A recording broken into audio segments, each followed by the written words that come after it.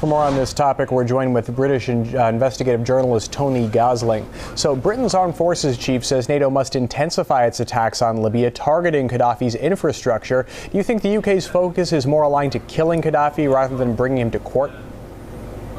Well, I'm flabbergasted by this announcement because actually this is a political decision. It should never be a military decision. I think the reason that the military chief has announced it is really to save the face of our politicians here in Britain, who are pushing this whole matter way beyond what was agreed at the United Nations Security Council.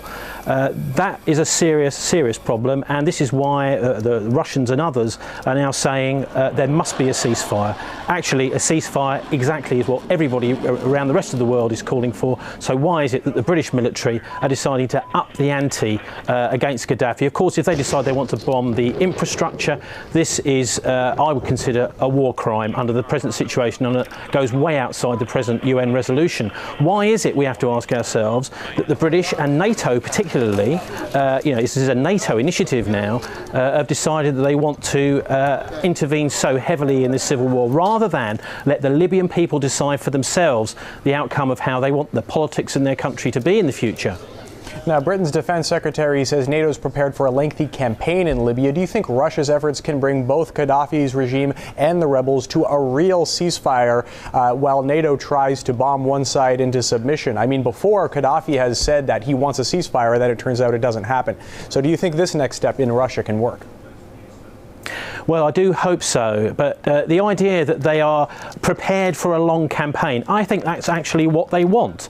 NATO has shown in other campaigns around the world that it starts off with this sort of pretense that they want to have a short, sharp war, and what happens is it turns into a long, protracted war where actually who does run out of this? The military industrial complex, these massive military companies who are supplying all this weaponry to NATO are the people who do best out of it. And in fact, both sides, military companies from both sides do well. So I think that I don't think that the NATO side really want to make this a short thing at all. They actually would like a long, protracted conflict, and they would like ultimately to take control of Libya's oil and Libya's finances, which is what this is all about.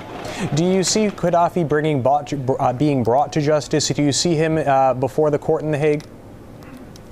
Well, what I'd like to see, rather than Colonel Gaddafi, who is a sort of moderate leader, really a despotic leader, but actually nowhere near as bad as the kind of things that we're seeing from NATO right now. We don't see Colonel Gaddafi going into foreign countries, invading them, bombing them, attacking them. We don't see these long protracted wars carried out by Colonel Gaddafi. I think he's the least of our problems, and we should see Tony Blair and George Bush in the dock at the International Criminal Court. But unfortunately, the ICC is not signed up to by the Americans, so the least we can hope for is to see Tony Blair, and he should be in the dock before Colonel Gaddafi. But in Gaddafi's case, do you see him going before the court? I mean, there is a warrant out for his arrest. Do you think it'll come to fruition?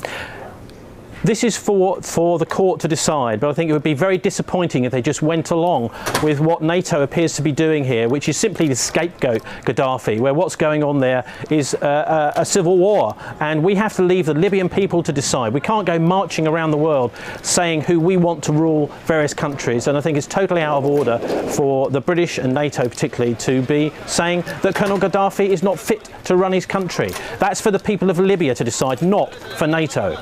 All right, investigative journalist Tony Gosling joining us from London. Thank you.